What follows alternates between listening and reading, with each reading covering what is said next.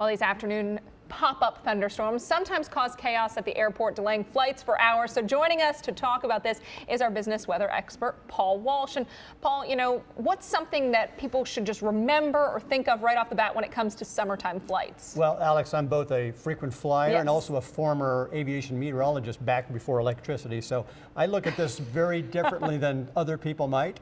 And so from a flight perspective, what I always try to do is I try to get the earliest flight possible. So as we were just talking, I flew in this morning from Philadelphia, 7:30 flight, no problem. On Friday, however, I'm leaving Friday afternoon out of Atlanta.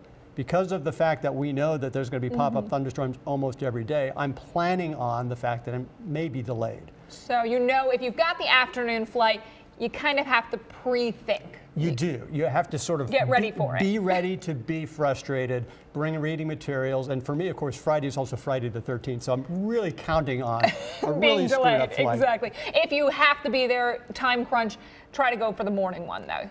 Absolutely. All right. Now, do airlines typically charge more for those morning flights, knowing that people will want them? The flights are generally the prices are based on demand. So there's generally going to be higher prices in the summertime. If it's a flight where a lot of people are getting on, then that flight will be more expensive. So the earlier the better, but generally you just want to book early to get the earlier flight. And as far as delays go, you mentioned pre-planning for them. I would imagine the airlines are already thinking about it. How much does it cost them when there are delays? It costs a lot. So in 2013, there were estimates that delays cost them about $8 billion. Most of that which is weather related.